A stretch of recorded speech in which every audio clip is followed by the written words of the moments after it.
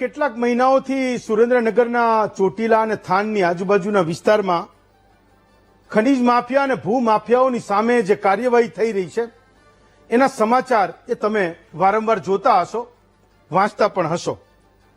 એક ઈમાનદાર અધિકારી એક વ્યવસ્થાને કેવી રીતે બદલે છે એ વાત આપણે આ મહામંથનના મંચ પરથી વારંવાર કરતા હોઈએ છીએ. જ્યારે ભ્રષ્ટાચારી અધિકારીની વાત કરીએ ત્યારે પણ એ ઈમાનદારી અધિકારી એ મારી અને તમારી આંખની સામે હોય છે. તો એકમાત્ર ઈમાનદાર અધિકારી એ સરકાર પ્રત્યેનો ભરોસો કેવી રીતે બાંધે છે એ આપણે હંમેશા એ જોતા આવ્યા છીએ. ગુજરાતમાં એવા કેટલાય અનુભવો એ આ મહામંથનના મંચ પરથી આપણે ચર્ચ્યા છીએ.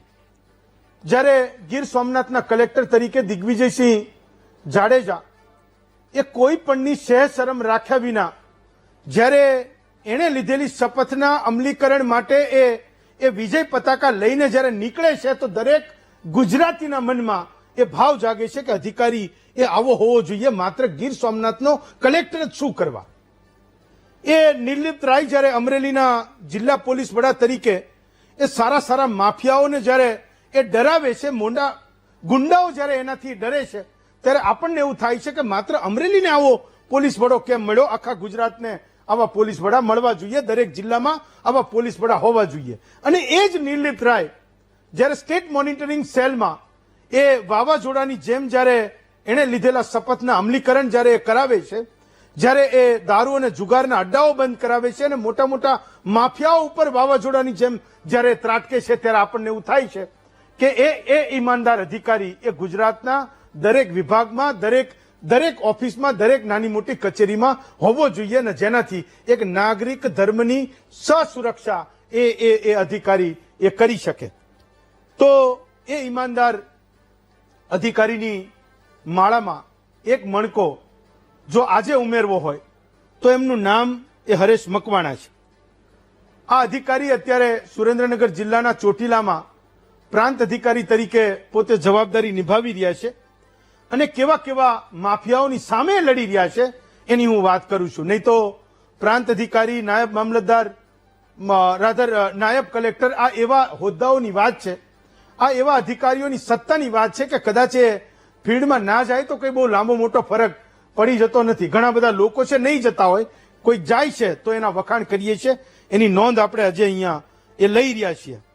તો એ નોંધ કેમ લઈ રહ્યા છીએ એની વાત કરું છું. તમે ચોટીલાથી થાનના એ રોડ ઉપર જશો અને બંને બાજુ જોશો તો તમને દેખાશે કે કપાયેલા એ ડુંગરા છે. ડુંગરા રીતસર કોઈ કે ઉપરથી ભગવાને કાતર મૂકી હોય ને અને એ કાપી નાખ્યા હોય ને તો બે કાપડના તાકાના બે ભાગ કેમ કરે એવી રીતે એ ડુંગરાઓ રીતસરના કપાયેલા છે. તમે ચોટીલાથી થાન જાઓ તો એ તમને ખબર પડશે. આ કેસમાં જ્યારે અધિકારી જાન્યુઆરીમાં પ્રાંત અધિકારી તરીકે જોડાય એ પછી એક કેસ થયો. એ કેસ હતો કે આ ડુંગરાઓને કાપી નાખવા માટે જે 22 ચરખા ચાલતા હતા એ ચરખાવાળા માફિયાઓની સામે એ ચરખાથી શું બનાવતા, પથ્થર કાઢે, એ કાપી નાખે એ ડુંગર અને એ પથ્થરમાંથી એને ક્રશ કરીને રેતી બનાવતા હતા. આવા 22 ચરખા ચાલતા હતા. એ તો ભગવાનનું ભલું થાજો કે માં ચોટીલાનો ડુંગર હજુ સુધી બચી ચૂક્યો છે. એટલે કોઈક હશે પ્રતાપ કે હજી એ રહી ગયો છે ત્યાં ને ત્યાં. અને ભલું થજો કે આ જે ડુંગરોની પર્વતમાળા છે એ અમારા એ પંચાળ ભૂમિ પૂરતી મર્યાદિત છે. માનો કે અમદાવાદ સુધી ડુંગરા હોત તો અત્યારે કપાતા બાવળા સુધી પહોંચી ગયા હોત. આ એવા માફિયાઓ છે કે જેમાં નેતાઓ પણ સામેલ છે ને એમની સામે આ એકમાત્ર અધિકારી એ જબરજસ્ત રીતે કામ કરી રહ્યો છે, પગલાં લઈ રહ્યો છે. હું હરેશ મકવાણાના વખાણ કેમ કરું છું એનું કારણ પણ તમને કહું છું. હમણાં સુરેન્દ્રનગરના એક ખનીજ માફિયા વિઠ્ઠલ જાગાની સામે એક કેસ થયો હતો. આ દ્રશ્યો તમે જે જોવો છો, એણે વન વિભાગની એ 24 વીઘા જમીન પર હોટેલો બનાવી, પોતાનો વૈભવશાળી બંગલો બનાવ્યો, એણે બગીચા બનાવ્યા, 12-15 દુકાનો બનાવી જેનું ભાડું ખાધું, જ્યાં ઓરડીઓ બનાવી જેનું ભાડું ખાધું અને એના સિવાય એ પાછળની સાઈડ એ 24 વીઘા જમીનમાંથી ખનન કરીને કોલસાની ઊંડી ખાણો પણ બનાવી અને ત્યાંથી દિવસ રાત એ ખનન થતું રહ્યું. આ માફિયાઓ એ કેટલા મોટા થઈ ગયા. હું વખાણ એટલે કરું છું કે અત્યાર સુધી જ્યારે એ જંગલની જમીન પર ગેરકાયદે રીતે મોટા મોટા બંગલા થતા હતા ત્યારે કોઈ વન વિભાગને દેખાયું નહીં. જ્યારે ત્યાં મોટા મોટા બાંધકામો થતા હતા, બગીચાઓ બનતા હતા ત્યારે કોઈ રેવન્યુના અધિકારીને દેખાયું નહીં. અને જ્યારે કોલસાની મોટી મોટી ગાડીઓ એ 24 વીઘા જમીનમાંથી નીકળતી હતી, વિઠ્ઠલ જાગાના એ 24 વીઘાના સામ્રાજ્યમાંથી જ્યારે નીકળતી હતી ત્યારે કોઈ પોલીસને પણ દેખાણી નહીં. માત્ર એક અધિકારી 8 મહિનામાં એ જગ્યાએ ચાર્જ લે છે અને આજે સારા સારા માફિયાઓ એ ચોટીલા અને થાનની ભૂમિ છોડી દેવી પડે, કદાચ ગુજરાત છોડીને ભાગી જવું પડે એ સ્થિતિ બની છે. ને એના કારણે આજે હું હરેશ મકવાણાના વખાણ કરું છું. ઘણી બધી વાર મને એવું થાય છે કે ક્યારેક આપણે વ્યવસ્થાઓમાં એવા લોકોને વખાણવાના પણ આપણે મૂકી દઈએ છીએ, રાધર આપણી નજર ક્યારેક જતી નથી.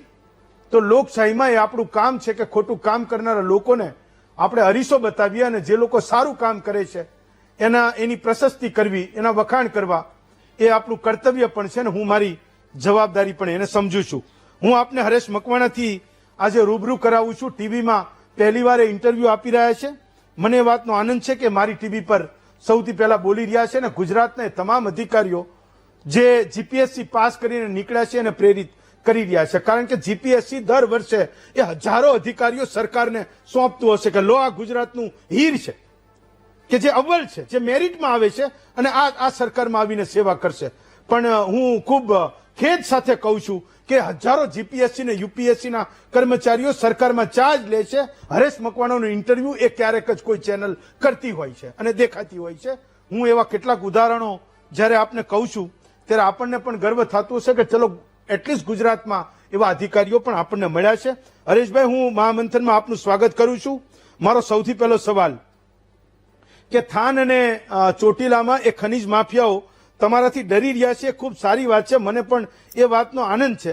પણ મારે સમજવું છે કે આટલું બધું ગેરકાયદેસર બાંધકામ એ છેવટે થઈ કેમ ગયું?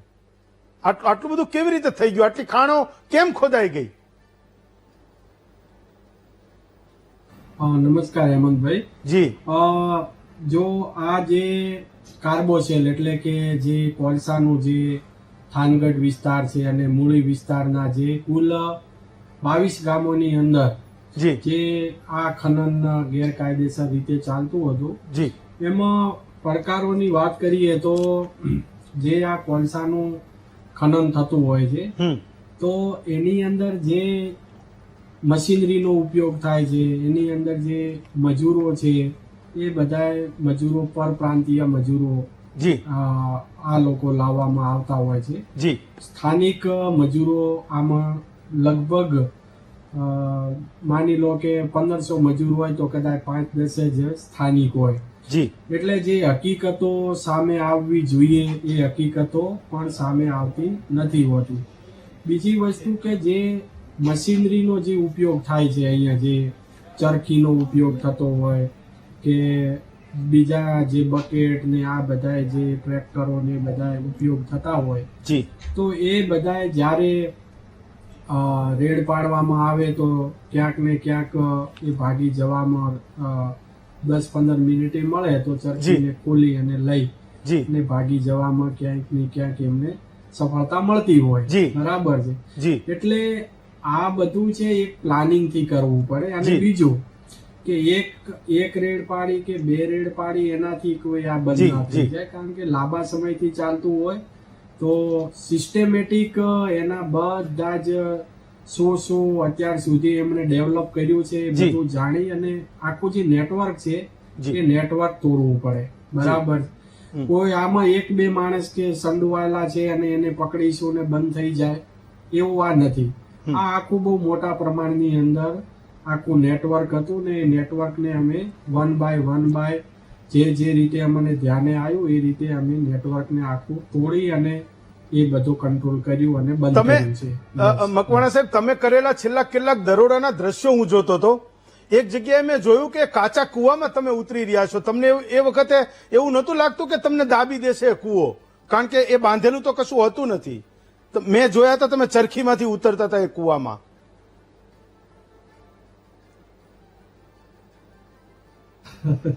બિલકુલ. એટલે આમ કોઈ પણ માણસ હોય એને એ જ લાગે કે જો ખરેખર કે અહીંયા આ ગમે ત્યારે એમાં પાણી પણ ટપકતું હોય રીતસરનું, હા. જેમ વરસાદની કેમ પેલો વરસાદ પડતો હોય ને પાણી સતત પડતું હોય એમ પાણી પડતું હોય, હા પછી અંદર ઓક્સિજન ન મળતો હોય તો ગુંગળામણ પણ થતી હોય. હા.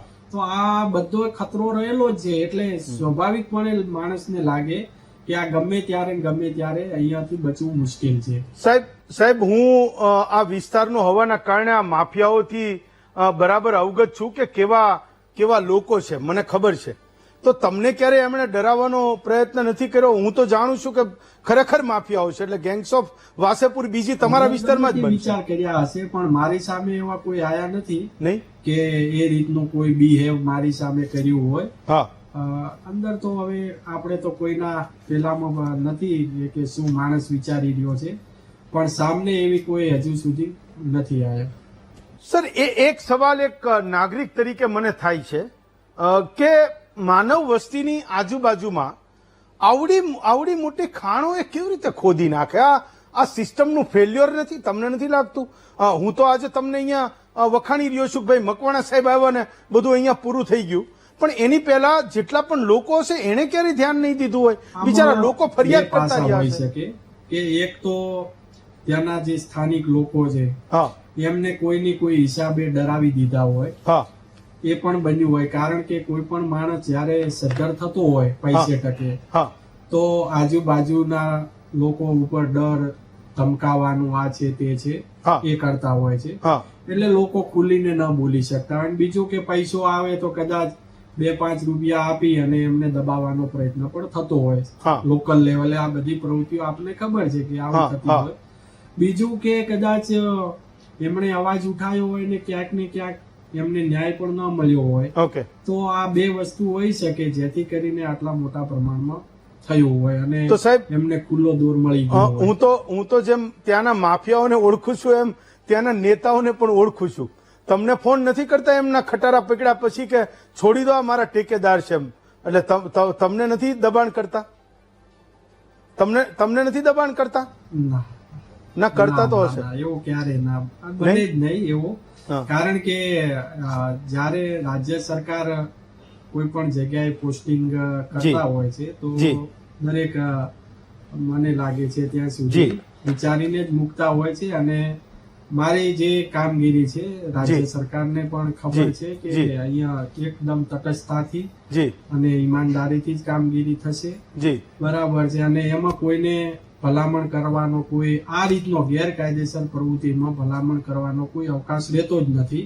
ચાલો હા, પોઝિટિવ બાબત હોય તો હંમેશા વેલકમ છે. ગમે તેવી ભલામણ મને સર મારા રિપોર્ટર એવું કહેતા હતા, હું તમારા વિશે જયારે જાણતો હતો કે ચોટીલાની આખી મામલતદાર કચેરી તમે પકડેલા કોલસાથી ભરી દીધી છે. તો તમારા જોડીદારો એવું કહેતા હશે કે અમારો અઘરો સાહેબ આવ્યો છે, ગામમાંથી કોલસા પકડીને સરકારી ઓફિસમાં ઠલવી રહ્યો છે, અહીંયા અમારા માટે ચાલવાની જગ્યા નથી રહેવા દીધી. મેં અગાઉ કીધું એમ કે વિચારતા ગમે તે હશે પણ એ કોલસો અમે બધો જ હું જાતે જોડે રહીને 10,000 થી પણ વધારે મેટ્રિક અત્યારે તો અમારી મામલાદાર કચેરી છે જે થાનગઢની આખી ફૂલ થઈ ગઈ છે. એટલો કોલસો લાવ્યો છે, એટલા ટ્રેક્ટરો, ચરખી, બધું જ સામાન લાવ્યો છે. અને અહીંયા ચોટીલા વાળી પણ ફૂલ થઈ ગઈ છે. વચ્ચે તો મૂળી મામલાદાર કચેરી ફૂલ થઈ ગઈ હતી. બરાબર છે.